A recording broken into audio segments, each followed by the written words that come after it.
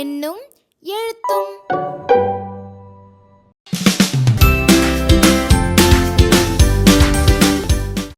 செய்து மகிழ்வேன் 2.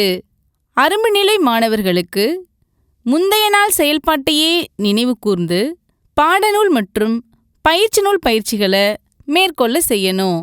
மலர்நிலை மாணவர்களுக்கு கட்டகம் 3 சமக்குழுவாக்கம் மூலம் வகுத்தல் கூற்றுகள் உருவாக்கும் செயல்பாட்டை நினைவூட்டி பயிற்சி நூல் பயிற்சிகளை மேற்கொள்ள செய்யணும்.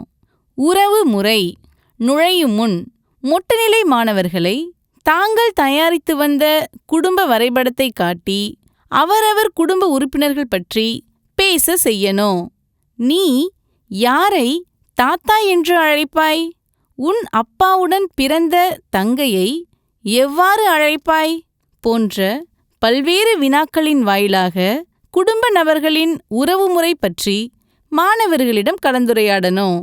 கற்றலின் தருணம் மொட்டுநிலை மாணவர்களை 2 குழுக்களாக பிரிக்கணும். பிறகு அகிலாவின் அப்பா பிரபு எனில் பிரபுவிற்கு அகிலா என்ன உறவுமுறை? ராணியின் பேரன் வேலன் எனில் வேலனுக்கு ராணி என்ன உறவுமுறை? போன்ற பல்வேறு வினாக்களை கேட்டு அதிக வினாக்களுக்கு சரியாக விடையளித்த குழுவினரை பாராட்டணும்.